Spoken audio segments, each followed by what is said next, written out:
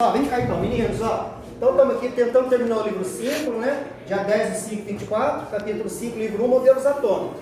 Primeira reflexão, né, pessoal? Vai. Independente da sua religião do termo. Vamos lá. Cultive o hábito da oração, da reza, como queira, né? Porque a reza, a oração, é defesa para o corpo e para a mente, né? Então a gente tem que concentrar de vez em quando aí. E feliz dia das mães, né, galera? Pai é importante? É, mas a mãe é especial, né? Mãe é um ser especial, né? Eu ainda tenho a minha com 80 anos, né? Tá certo? Mas pai eu não tenho, né? Meu pai morreu dia 19 anos e vão tocar, né? Então às vezes uns tem, outros não tem, tocar vivo. Meninas, então vamos lá, galera, ó, presta bem atenção agora na história, ó. E não deixe de ver a aula gravada depois, tá? Os hábitos gregos. Pessoal, os gregos, Leucipo e seu aluno Demócrito, tá? Por volta de mais ou menos 450 a.C., tá? Esses dois gregos, eles fizeram a proposta do átomo indivisível. Então, e toma divisão do átomo indivisível. Então, segundo esses dois aí, Demócrito, né, e Leucipo, se você pegar a matéria, ó, e for dividindo a matéria, ó, vai chegar num ponto que você não conseguiria dividir mais, né? Isso é filosófico, eles chamaram isso de átomo. Então, átomo indivisível para eles, certo? Ô, gente, mas a briga era grande nessa época. Porque tinha os outros filósofos com a teoria dos elementos. Filosofia pura. Se alguém quiser ver depois, tem uma aula sobre isso. Os outros filósofos não acreditavam nisso. Os outros filósofos acreditavam que você podia dividir a matéria até o infinito. Você podia dividir até o infinito. E os outros estavam certos. Porque hoje a gente sabe, a matéria é divisível, né? Você tem prótons, tem nêutrons, tem elétrons, tem subpartículas menores. O próton é composto lá de Dow, assim por diante, o nêutron, tá certo? Tem partículas muito menores. Então, átomo dos gregos. Vamos? Indivisível, Leucipo e Demócrito. Aí vem Dalton. Dalton, pessoal, John Dalton, primeiro modelo experimental. Aqui já é experimental. Primeiro modelo experimental mesmo. Seguindo o método científico que eu passei para vocês, ó. 1808. Só que ele volta. Quantos anos dá mais ou menos? Põe a conta. Pega lá, 400 a.C. e põe 1800. Quantos anos dá mais ou menos? 1800 mais 400 dá quanto? Calma, ele tá dando ali. 2.200 anos mais ou menos. Ó, 2.200 anos, Arthur. Ele chega com a mesma proposta dos gregos. O átomo maciço e indivisível. Aliás, eu esqueci de escrever aqui. O átomo seria uma bola de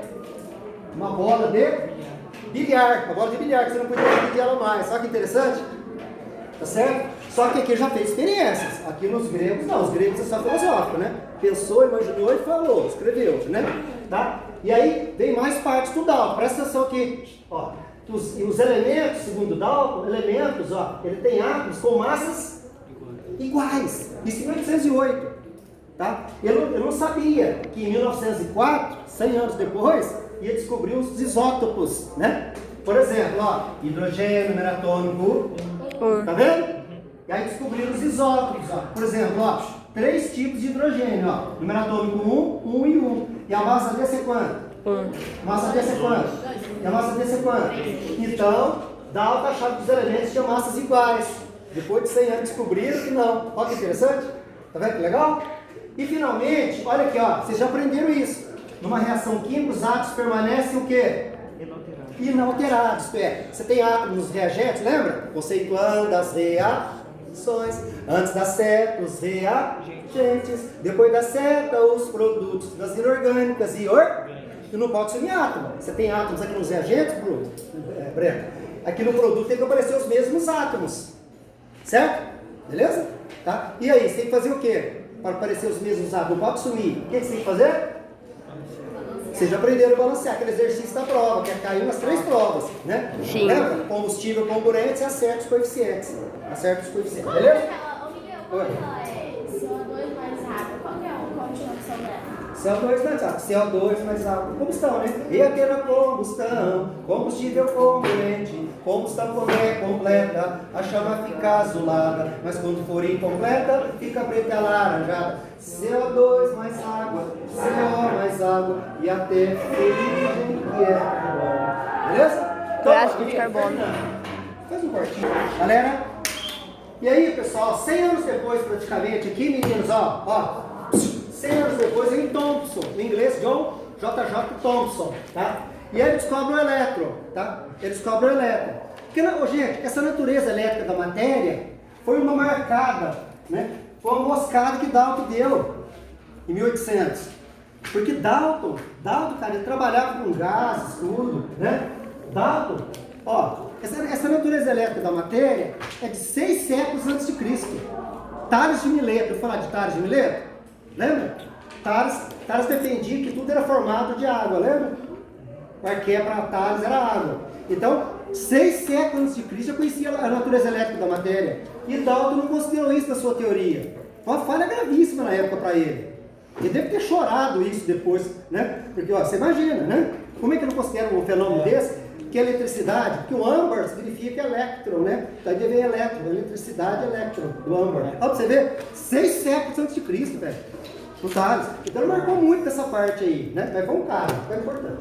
E aí vem Thomson, né, pessoal? 100 anos depois, fazendo experiências também, tá? Ele estuda os raios catódicos. O que é um raio catódico? São raios que partem do cátodo é um polo negativo. Então, esses raios que partem do cátodo, ele estudou esses raios e percebeu que são elétrons. Então, ele descobre o elétron dessa maneira, tá joia? Então, como é que é o modelo? O modelo de Thomson. Para equilibrar essas cargas negativas, ele imaginou algo que?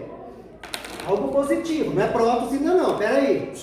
Então, para equilibrar essas cargas negativas, ele imaginou um todo positivo. Então, para ele, o átomo tem uma massa positiva, uma massa positiva recheada com cargas negativas. Ficou conhecida como, pessoal? Conhecido como pudim de pássaros de ameixa. Quem não conhece isso, conhece o panetone, pelo menos. Imagina o panetone. O que você vê no panetone? A massa e o que você vê? Aquelas frutinhas, não é dentro? Uhum. Então as frutinhas seriam os elétrons. Eu gosto de chocolate. E as frutinhas seriam os elétrons e a massa seria algo positivo, beleza? Depois a gente vai falar do modelo de Rutherford, certo? Beleza?